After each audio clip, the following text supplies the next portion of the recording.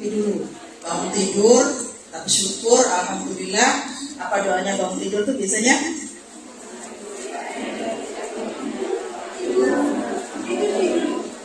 Iya, bangun tidur ya, bukan mau tidur. Jadi bangun tidur itu penting untuk bersyukur supaya apa yang akan kita jalani itu insya Allah ringan, ya. Dan yang kita jalani hari ini itu sesuai dengan tuntunan dan juga contoh daripada Allah dan juga Rasulnya, ya. Jadi penting untuk, dan itu juga memotivasi diri kita sendiri untuk keadaan kita hari ini, ya. Kan kalau orang tidur tuh biasanya apa? Lepas semuanya kan, ya kan, lepas semuanya, nggak ada kesadaran sama sekali. Di situ kendali utuh itu ada pada Allah Subhanahu wa Ta'ala. Terus kita dibangunkan, rasanya gimana? Ya senang, karena bisa ketemu hari ini lagi, nambah pengalaman lagi, nambah ibadah lagi, mungkin nambah juga rezeki lagi, mungkin juga nambah apalagi ilmu lagi, gitu. Dan punya pengalaman yang berbeda dari hari yang kemarin. Itu penting banget buat syukuri ketika kita bangun tidur. Hal sepele, cuman kadang tidak disadari oleh kita. Bangun tidur rutinitas biasa, bangun tidur kamar mandi segala macam, gosok gigi, cuci muka, udah habis itu sholat, tanpa kita merenungi bahwa momen bangun tidur itu sebenarnya adalah momen yang baik untuk kita rasakan. Ya alhamdulillah bangun tidur. Hari ini kita bisa ngapain? Oh ya, bisa kerja. Hari ini kita bisa ketemu dengan siapa yang paling dekat, suami, anak, orang tua. Nah itu aja udah banyak hikmahnya dari merasakan yang namanya bangun tidur. Nah itu mudah-mudahan, walaupun doa itu kayaknya sedikit ya, tapi itu sesuatu hal yang diajarkan oleh Rasulullah, yang mana itu bobotnya itu besar untuk kita menjalani hari ini. Baru hari ini aja, nanti kita tidur lagi gak tahu lagi kita bangun apa enggak gitu, ya kan? Besok kita begitu lagi, bersyukur lagi. Oke, itu intermezzo sedikit. Yang kedua, sholawat serta salam kita haturkan kepada junjungan kita Nabi Muhammad SAW, yang mana dengan adanya hidayah Quran, kehadiran Rasul di dunia ini ya, itu kita akhirnya merasakan yang namanya ma'rifatullah. Ma'rifatullah itu apa? Mengenal Allah. Siapa Allah? Yang menciptakan kita semua, ya, yang menciptakan kita semua. Andai nggak ada Rasulullah, ya kita nggak kenal namanya sang pencipta kita. Ya, sang pencipta kita siapa? Allah Subhanahu wa Ta'ala, yang sudah merencanakan atau sudah membuat redesign dari sebelum kita ada sampai nanti akhir kita hidup ya di akhirat nanti. Dari mulai alam yang tidak ada, dalam pikiran Tuhan kita sudah ada. Itu kita tahu begitu dari mana? Dari Rasulullah. Terus kita ada di mana? Di alam rahim. Tahu kalau kita ada di alam rahim siapa? Dari Rasulullah. Quran yang menyampaikan. Siapa yang menerima Quran? Rasulullah. Terus kita lahir, hidup di dunia. Taunya dari mana? Ya Rasulullah juga. Melalui apa? Melalui Al-Quran. Bagaimana cara kita hidup di dunia. Terus setelah itu kita diwafatkan sampai pada ajal. Kita hidup di alam barzah. Tahu ada alam barzah dari mana? Dari Rasulullah. Ya kan?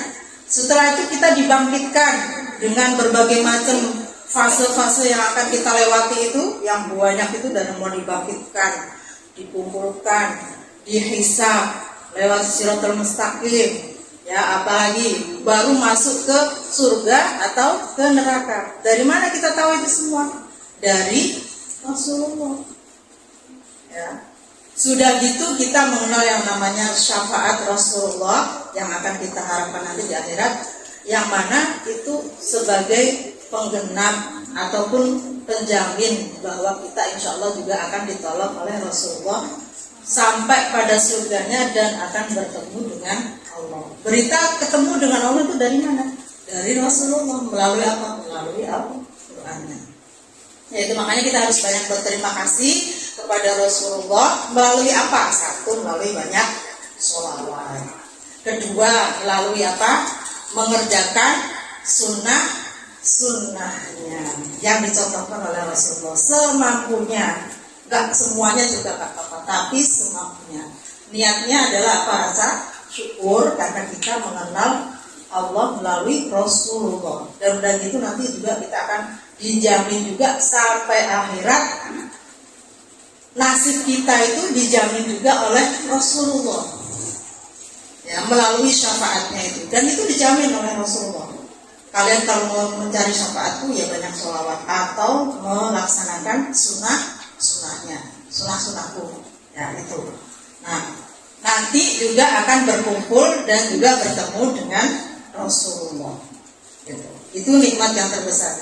Kira-kira ada gambaran nggak tentang Rasulullah? Kan Rasulullah itu pribadi yang baik, ya kan, menjamin umatnya, sayang banget terhadap umatnya, dan itu akan dijamin insya Allah akan bersama berkumpul dengan beliau di hari akhir sampai di surga nanti. Ya, yang kira-kiranya nasibnya nggak jelas, Rasulullah itu berani menjamin pada kita untuk memperjelas nasib kita di hadapan Allah.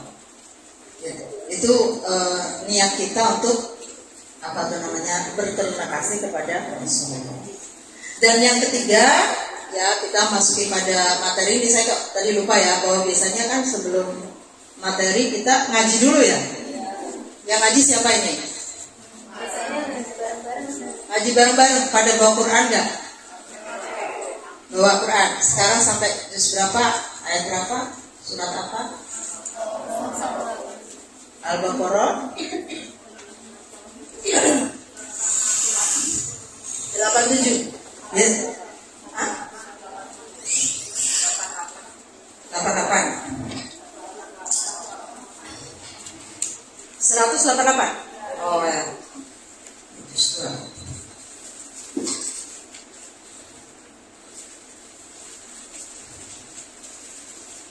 Berapa banyak? Setengah halaman biasanya. Setengah halaman. Ya, itu seperti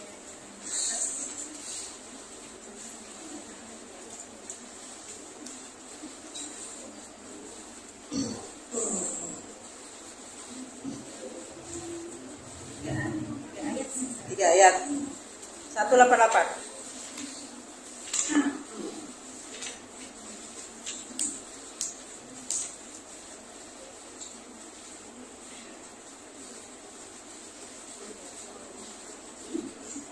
Wala tak perlu itu ya. Oke. Kita baca bareng apa baca? Ada yang baca? Mewakili baca? Bareng-bareng.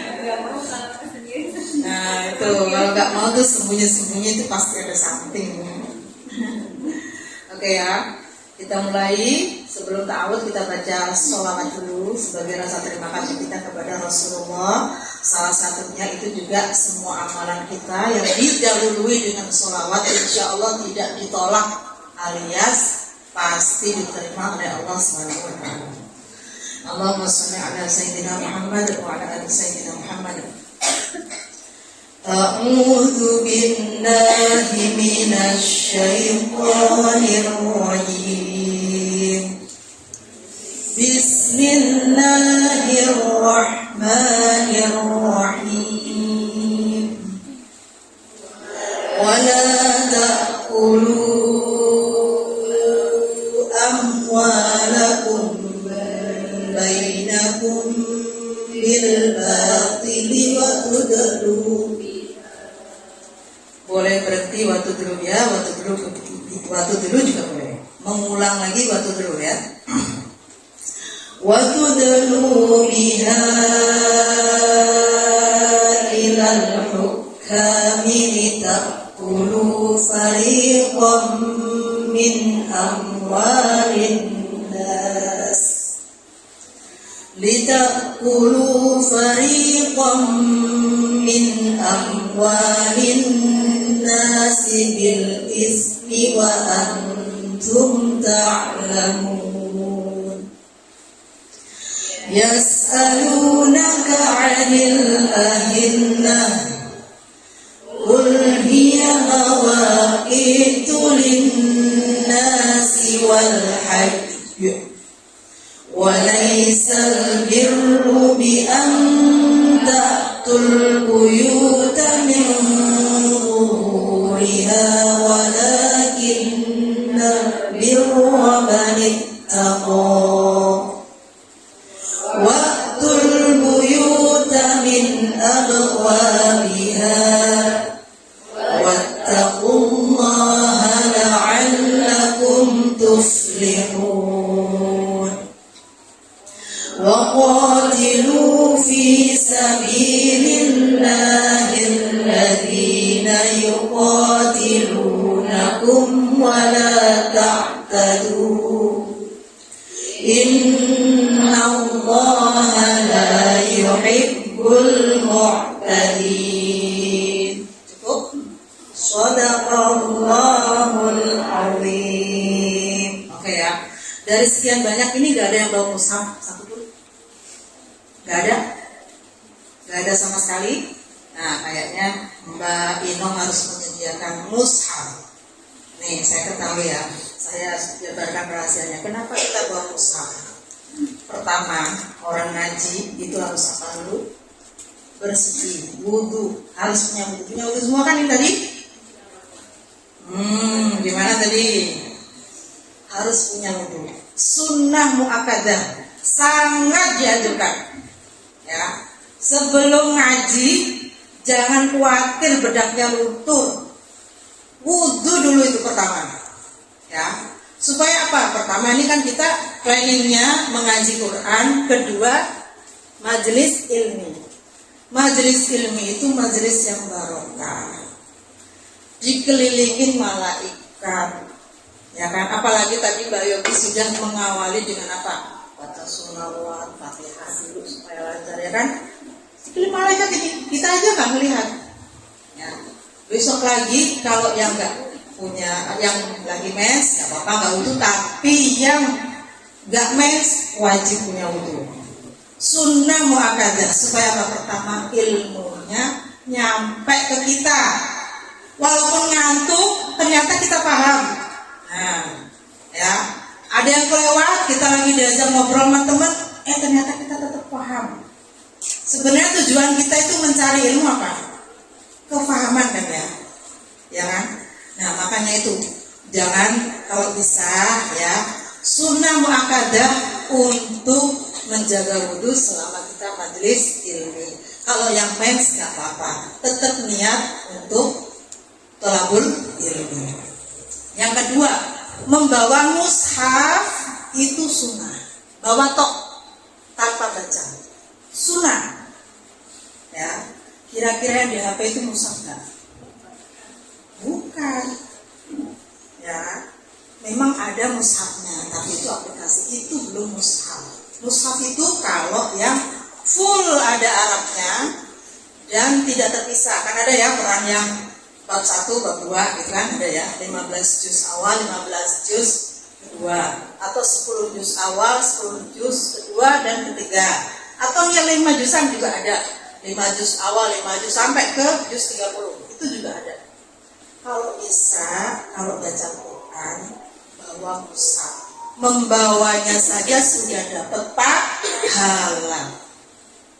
Ya. Terus kedua, membaca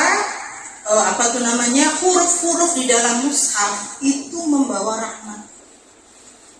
Ya, rahmatnya besar, mengurangi dosa mata. Nah, tadi melihat apa aja sepanjang pagi dari bangun tidur. Hilang, dihapus dengan kita melihat aja Mbak, belum membaca. Melihat huruf-huruf Al-Quran. Melihat aja itu sudah menghapus dosa-dosa mata kita. Yang lain, ketika mata kita melihat huruf-huruf Al-Quran, secara otomatis saraf-saraf sensorik kita di dalam otak itu juga akan mengirimkan sinyal-sinyal positif kepada apa? Hati kita. itu luar biasa loh. Baru tahu apa baru dengar apa sudah pernah dengar yang hal begini? Hah? Sudah pernah dengar ya? Apa baru tahu apa gimana? Oke. Terus yang kedua, membaca Al-Quran ya, kita semua sudah tahu ya, membaca Al-Quran satu hurufnya itu adalah 10 pahala. Ya, jadi kumpulin pahalanya. Jangan disepelekan hal-hal yang kayak bawa Quran males ini aja enggak. Dari tadi kan bawa mushaf aja, kita harus apa? Pertama adalah wudu. Kalau wudu biasanya kita ngapain? Menghadap kiblat. Menghadap kiblat juga pahala. Ya kan? Wudu kan sunahnya menghadap kiblat ya. Ya kan? Udah tahu kan? Atau nanti kita pelajarin juga bikinnya. Jadi wudu itu sunnah menghadap kiblat, makruh untuk membelakangi kiblat. Tuh, kebaikan membawa mushaf aja. Kedua, bawanya juga pahala. Ketiga, melihatnya aja juga pahala. Belum lagi membaca. Melihat sama membaca beda ya. Kalau melihat kan cuma ini aja. Tapi kalau membaca kita memang menyuarakan dengan suara kita. Ya. Jadi dikeluarkan dengan suara kita. Dan juga masih banyak lagi. Ya. Yang terutama yang nggak pernah kita sangka adalah majelis ini dikelilingi oleh malaikat sampai majelis ini bubar. Ya, nanti kalau udah selesai malaikatnya juga ikut bubar. Karena malaikatnya juga ikut apa? Ikut mendengarkan. Dan juga ini tadi yang wudu, setiap tetesan wudu kita itu jadi satu malaikat rahmat sampai kita batal. Jadi kan wudu, makanya sunahnya wudu itu nggak boleh dihandukin, ya, ginian aja, semuanya, mau yang di tangan, di muka, di ini, jangan takut ininya make upnya luntur nanti bedakan lagi kalau habis wudu ya. Satu tetes air wudu itu jadi malaikat rahmat yang akan mendoakan kita, memintakan ampunan pada Allah SWT sampai kita batal.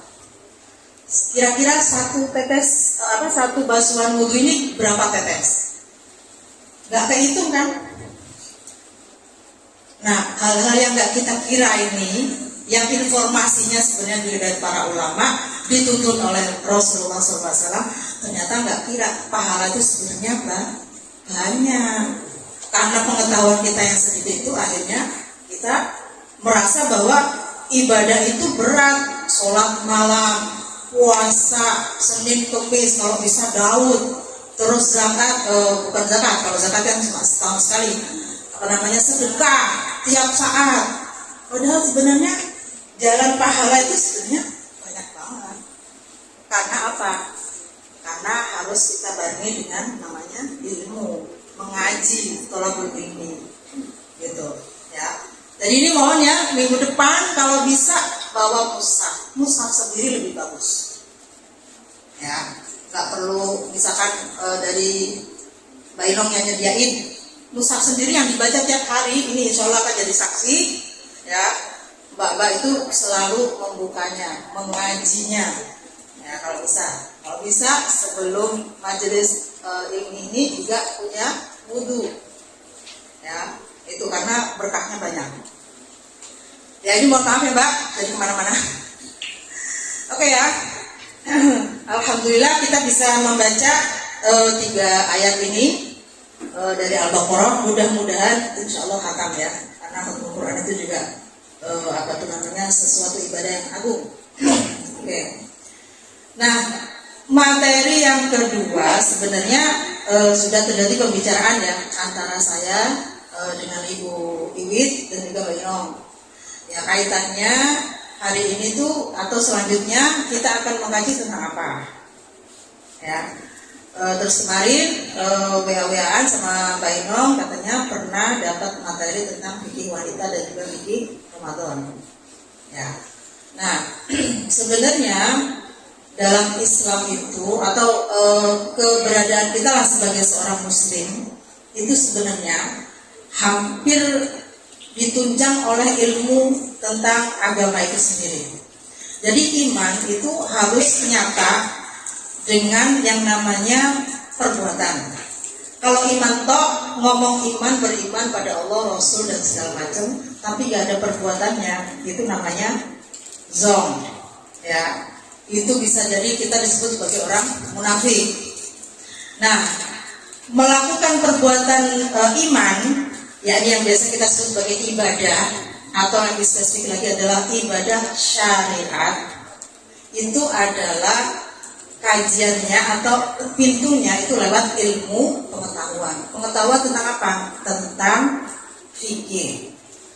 Ya, kajian besarnya namanya syariat. Ya, kajian besarnya namanya syariat. Kajian spesifiknya namanya fikih. Nah, fikih itu banyak. Ya, yang mana fikih itu adalah tujuannya untuk memantapkan ibadah kita. Yang mana ibadah itu ya tuntunannya dari mana? Tuntunannya pertama dari Allah sendiri. Melalui apa? Melalui perintah sholat, perintah zakat, perintah puasa, perintah apalagi haji. Ya, itu yang biasa kita sebut sebagai rukun Islam. Rukun Islam itu ya sebenarnya sudah lengkap di dalam Al-Quran. Tapi pelaksanaannya itu banyak bersumber dari hadis-hadis Nabi. Dan rukun Islam itu paten, gak bisa dirubah-rubah. Ya, gak bisa dirubah-rubah. Misalkan sholat, perintah Allah, sholatnya berapa? 5 kali sehari. Ya gak boleh berkurang dari 5 kali. Dan gak boleh lebih, kita nambahin juga dosa.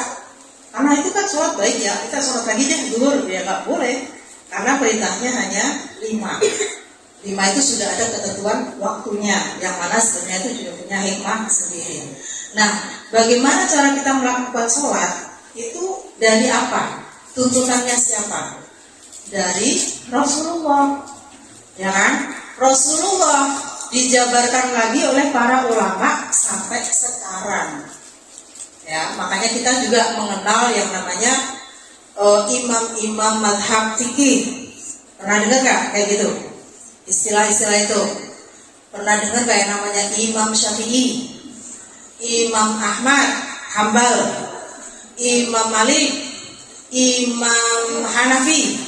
Ya, itu adalah imam-imam besar pada zaman awal Islam yang mana untuk menjabarkan bagaimana cara kita beribadah sesuai dengan tuntunan Rasul. Ya, apa yang ada bersumber di dalam hadis itu akhirnya diolah lagi menjadi sebuah hukum-hukum. Ya, sebuah hukum-hukum. Nah, kewajiban kita, wajib ya, tholabul ilmi itu adalah menggali, mencari, apalagi mencari ilmu atau informasi. Ilmu itu sebenarnya informasi ya, ya. Ilmu itu informasi. Informasi tentang apa? Tentang sholat. Itu ilmu. Kalau bahasa agama namanya ilmu. Nah, itu kita cari sebanyak-banyaknya, sedetil-detilnya. Habis itu kita apain? Diamalkan, dipraktekkan. Ya, dipraktekkan. Itu namanya kita tholabul ilmi. Nah, supaya kita tidak melebar, ya kan? Jadi kita kalau belajar itu sedikit-sedikit dulu. Ya, sedikit-sedikit dulu. Dari mulai kajian apa dulu? Kajian fikih dulu. Kajian fikih. Terus fikih itu yang apa dulu? Biasanya tentang bersuci. Ya, awal itu pasti pertama adalah tentang bersuci, mengenal najis. Ya, terus cara mengatasi najis. Terus apalagi? Setelah itu toharoh yang lain adalah berwudu, mandi. Ya.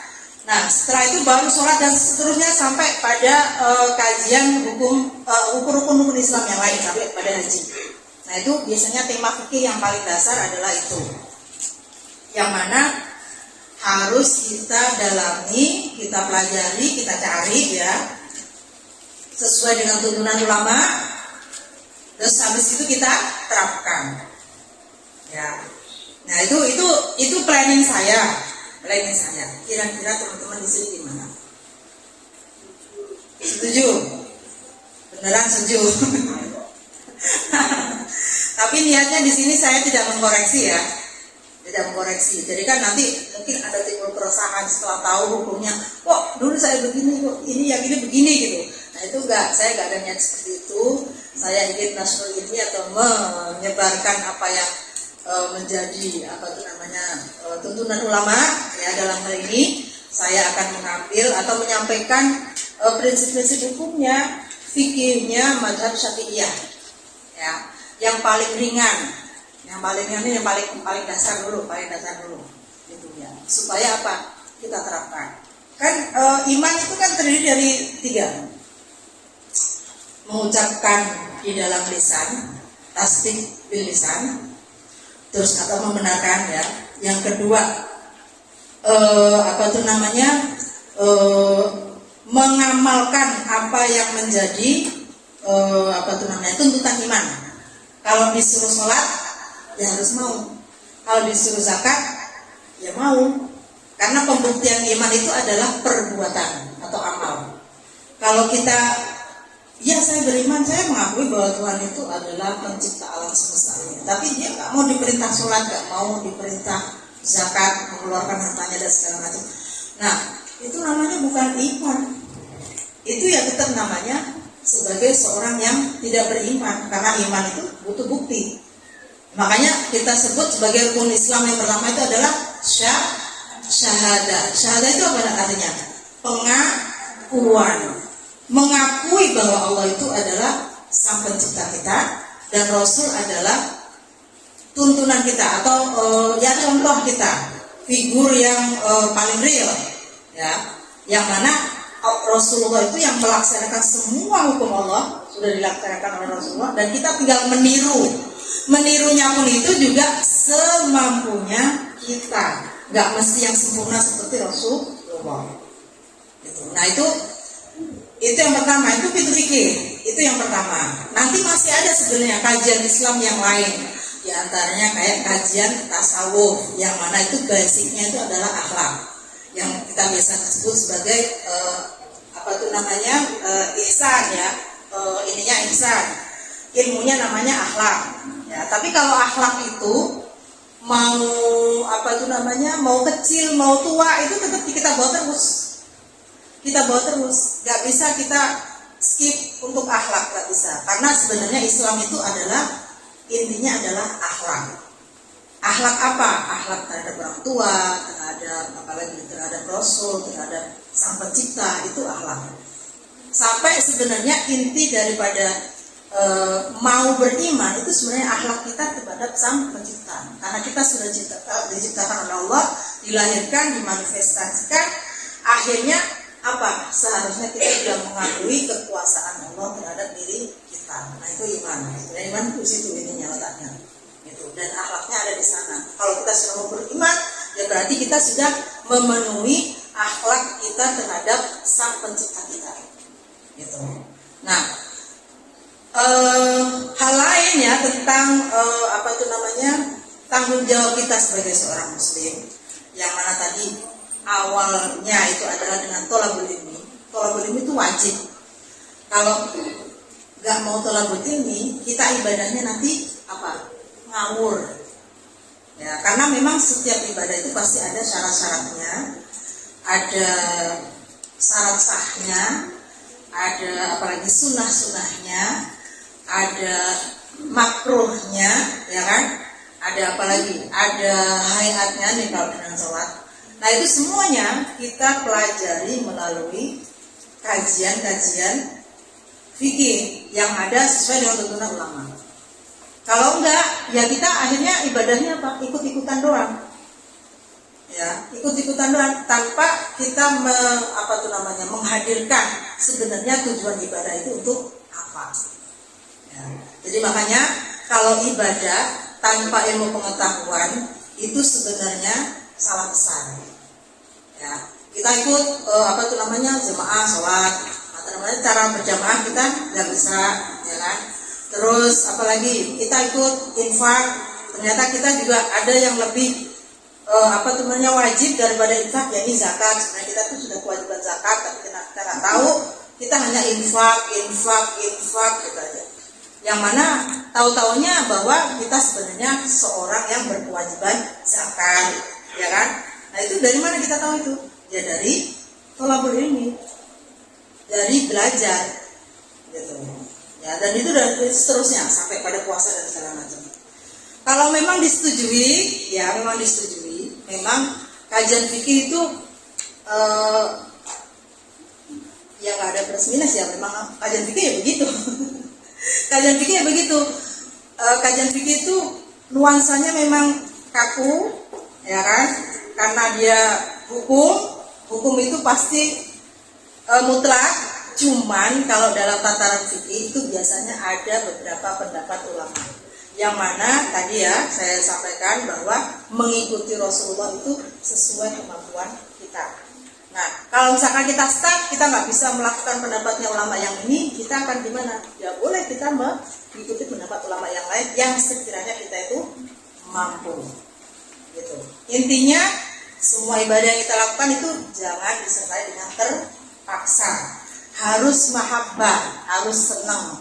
Sholat juga harus senang. Wudu juga harus senang.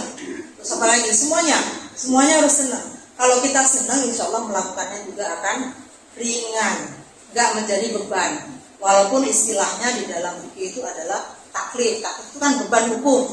Semua yang beriman atau semua yang Islam dan sudah pada mencapai usia tertentu itu wajib melaksanakan hukum-hukum Allah, ya kan? Nah itu kan kayak biasa ini ya, kayak kita nggak bisa lepas dari semua, ya, kita nggak bisa lepas sampai seluruh ajal kita nanti, hukum Allah itu akan melekat dalam diri kita, nggak bisa lepas, gitu. Karena apa? Saking berkuasanya Allah itu terhadap makhluknya. Makanya itu supaya kita tidak lepas kendali, tidak disebut sebagai orang yang lalai, ya, itu makanya kita harus belajar. Ya, pintunya thalabul ilmi, sekaligus nanti juga kita akan melaksanakan ilmu tersebut. Nah, batasannya ilmunya di sini itu kajian fikih ibadah, yang biasanya diawali dengan fikih thaharah. Ya, thaharah.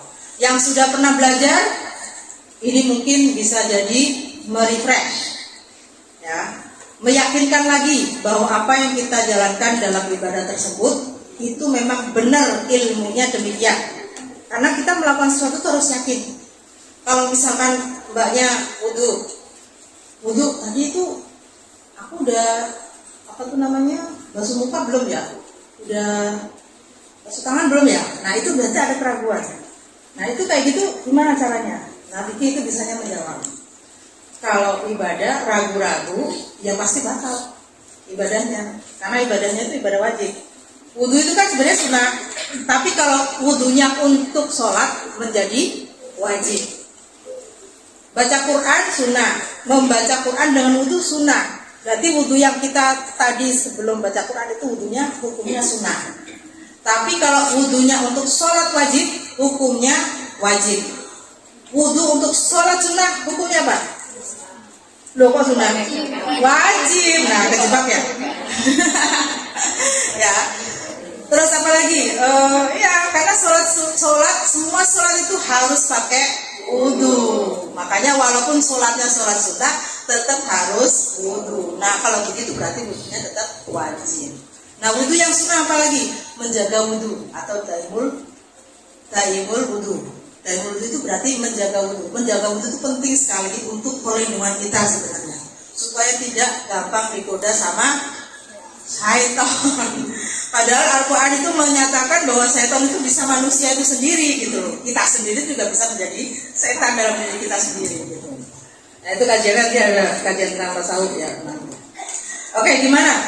Dari tawaran saya yang ini kira-kira semua yang hadir itu menyetujui atau ada yang merasa keberatan?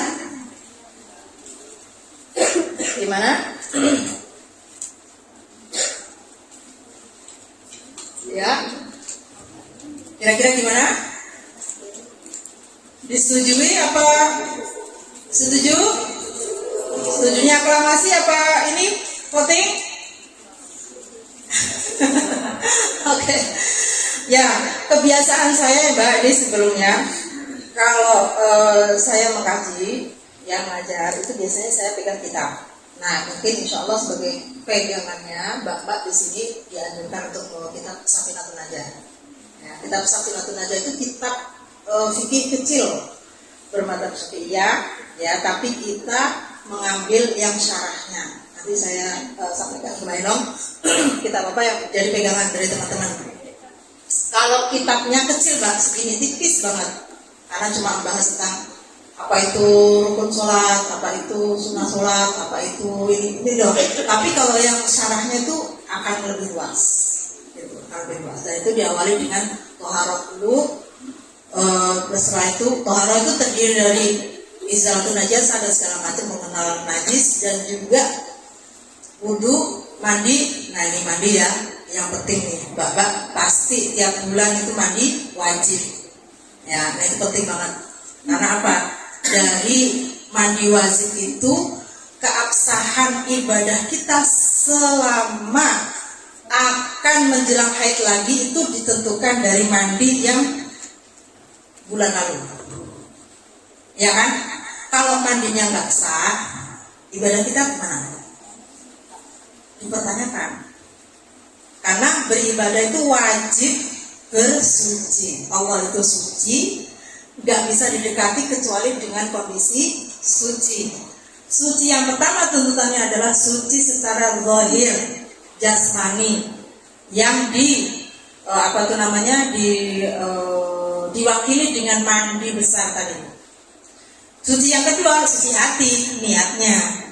Ya, niat lillahi ta'ala, niat mukhlisin atau ikhlas, itu juga bagian daripada kesucian. Tapi yang tuntutan pertama itu adalah suci secara zahir.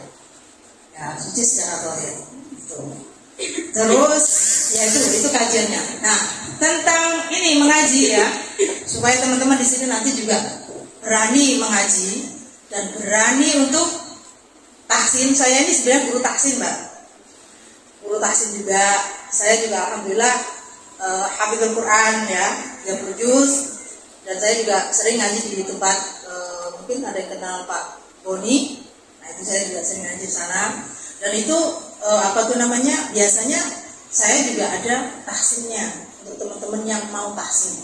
Kalau yang nggak berkenan nggak apa-apa. Tapi tahsin itu penting. Ya, tahsin itu penting. Karena apa?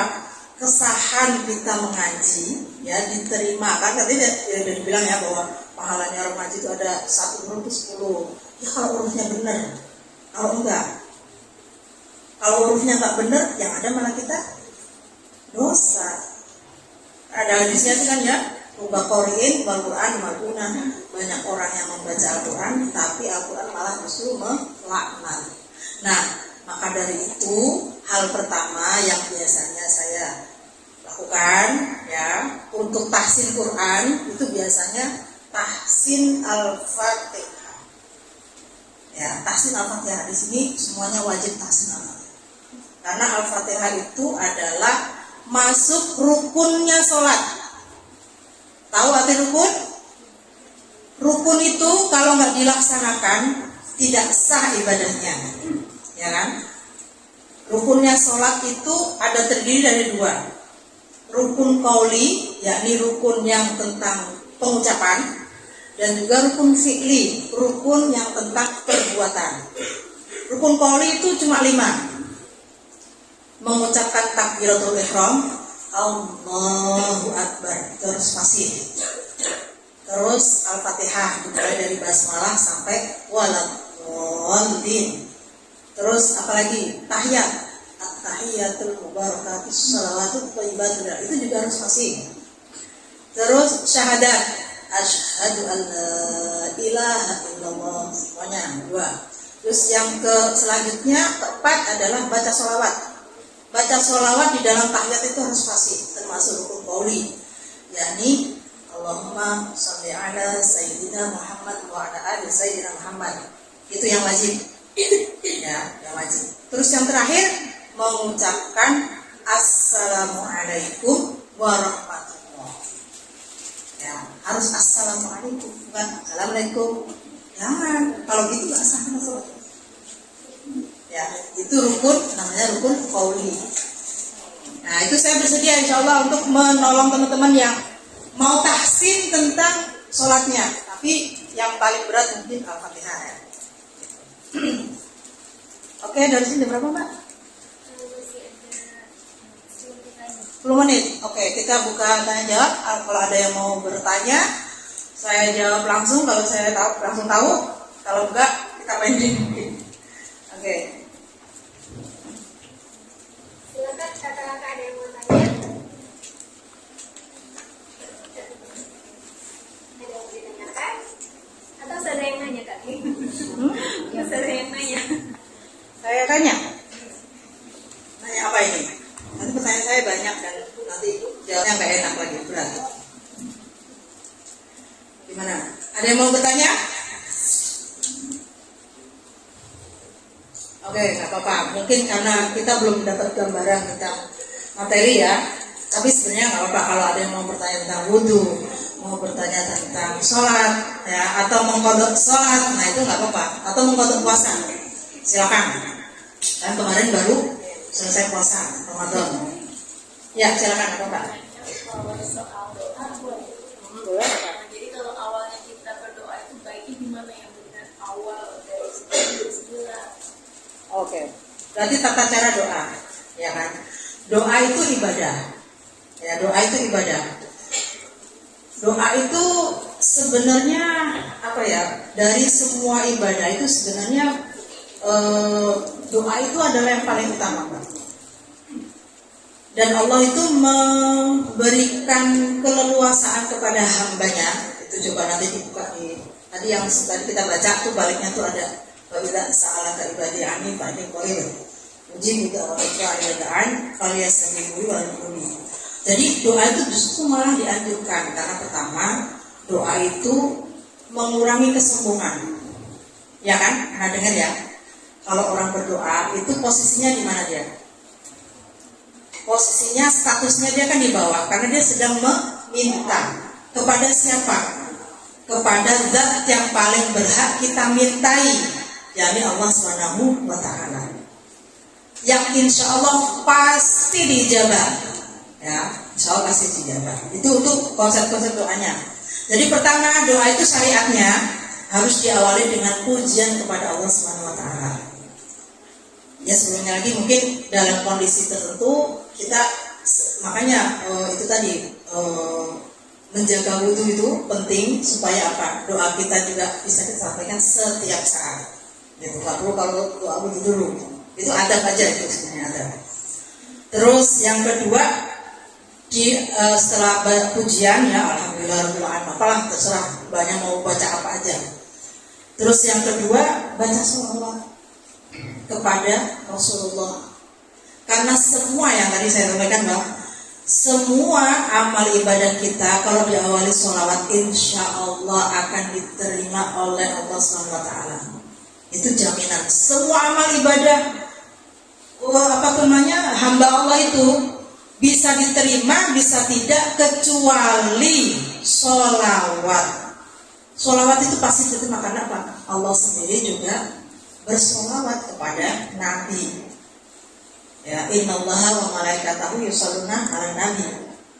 Ya, ayat itu kan udah hafal ya, bahwa Allah sendiri dan para malaikat itu membaca sholawat. Membaca sholawatnya Allah itu bukan kayak kita, sallallahu bukan gitu, tapi memberi keberkahan, memberi rahmat terus menerus sampai hari kiamat, sampai yaumul hisab.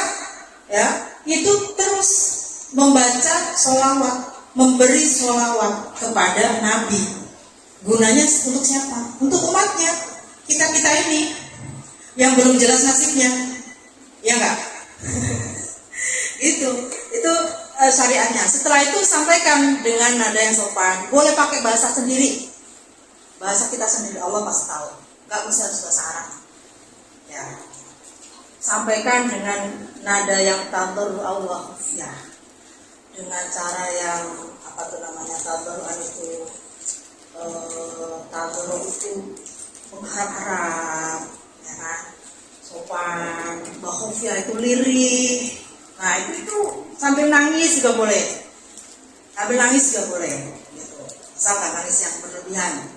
Gitu. Dan juga disertai dengan rasa yakin bahwa doa kita pasti diijabah, bukan akan diijabah, pasti diijabah. Tapi wujudnya kapan? Hanya Allah yang tahu. Karena doa itu kan ada yang langsung diijabah, ya kan? Ada yang ditunda atau diganti dengan yang lebih baik. Kita taunya kayak gitu tuh gimana? Bisa mengenal itu 3 itu tadi. Yang setelah terjadi, kalau belum terjadi, kita nggak ngerti. Ya, setelah terjadi, oh ternyata kemarin aku doanya nggak diijabah-ijabah itu karena ini nih, gitu. Karena hasil perenungan kita sebenarnya, gitu. Nah, yang selanjutnya ditutup lagi kalau sudah selesai nih doanya, tutup dengan sholawat, tutup lagi dengan pujian kepada Allah SWT. Itu adab berdoa. Ya, insya Allah diijabah. Harus saya yakin. Kalau nggak yakin, ya gimana? Bapaknya misalkan ke bosnya, Pak minta ini, tapi paling gimana perasaan bosnya? Nggak suka kan? Ini makanya harus yakin akan diijabah. Dan Allah itu pasti akan memberi, karena dia adalah Al-Hadi. Al-Hadi itu yang selalu memberi. Al-Hadi itu selalu memberi. Ya, ada lagi yang mau tanyakan? Ada tentang doa, itu tentang syariatnya ya, Mbak. Ya, apa Mbak? Saya ingin tanya, apakah dari awal sampai akhir kita harus mengikuti satu mindset atau kita bisa tergantung kondisi tertentu bisa berbeda? Nah, ini maka penting juga untuk kajian fikih ya. Sebetulnya madhab itu adalah memudahkan cara kita beribadah. Itu satu. Ya. Jadi kita belajar satu pendapat, terus kita amalkan, kita terapkan sehari-hari. Tapi dalam kondisi-kondisi tertentu, pasti kita akan stuck di hal-hal tertentu yang mana mazhab tersebut tidak mewadahinya, tidak memberikan jawaban maksudnya. Ya, itu pasti ada. Nah, kalau kayak gitu gimana caranya? Kita boleh berpindah mazhab, tapi untuk kondisi tertentu tersebut. Karena sebenarnya istiqomah itu adalah lebih baik, lebih memudahkan kita juga, gitu. Jadi sebenarnya bermadhab itu lebih baik daripada tidak. Karena apa? Bermadhab itu sebenarnya kita kalau beli barang itu kayak kita sudah all in, udah tinggal pakai, gitu. Udah tinggal pakai, gitu. Memang mengetahui sumber hukum itu jadi salah satu saran juga. Misalkan sholat, apa itu dalilnya sholat? Oh ya ini. Apa itu dalilnya zakat? Ini. Itu jadi saran juga. Soalnya kita melakukan ibadah itu juga tahu, oh ya Allah tuh perintah gitu loh. Di mana? Di Quran. Di mana aja? Buahnya gitu. Atau Nabi hadis Nabi juga ada. Kita sholat itu juga sebenarnya juga sudah dicontohkan sama Rasul. Kita tahu sejarahnya nih. Rasul itu sholat melalui apa? Melalui penglihatan para sahabat yang diceritakan dalam hadis, ya kan? Nih sahabat melihat Rasulullah itu sholat ini. Oh ya, berarti benar apa kata dalam hadis. Nah itu kita mengetahui itu juga penting, gitu. Tapi nggak menjadi tuntutan bagi orang awam. Kalau orang yang memang mendalami itu, sebenarnya ulama ya, memang dia wajib. Nah tapi kalau untuk mendalami dalil-dalilnya itu kita nggak wajib. Jadi madhab itu sebenarnya untuk memudahkan kita melaksanakan ibadah yang akan kita jalankan, minimal di rukun Islam, ya. Dan kayak sholat, zakat, puasa dan juga haji atau umroh.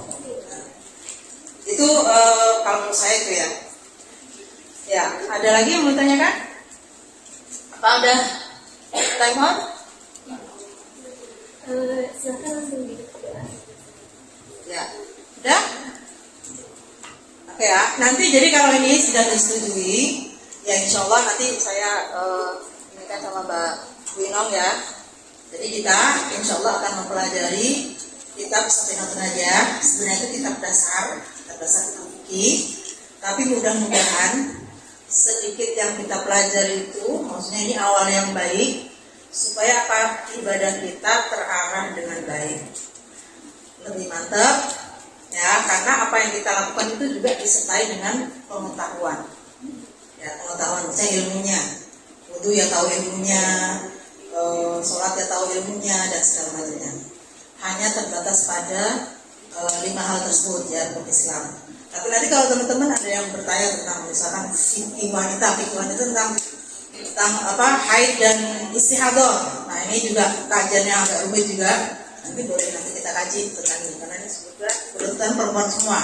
Jadi kita nggak usah merasa canggung atau tabu membicarakan tentang kondisi kita sendiri, haid, nifas, istihadah atau hubungan suami istri, nggak apa-apa bebas. Karena itu wajib kita pelajari. Gitu, ya. Oke ya, hari ini cukup. Alhamdulillah ya, mudah-mudahan apa yang kita jalani hari ini bisa membawa berkah untuk kita semua, bisa jadi jalinan silaturahim untuk kita semua, dan mudah-mudahan kita semua akan dikumpulkan nanti di akhirat bersama Rasulullah SAW. Al-Fatihah.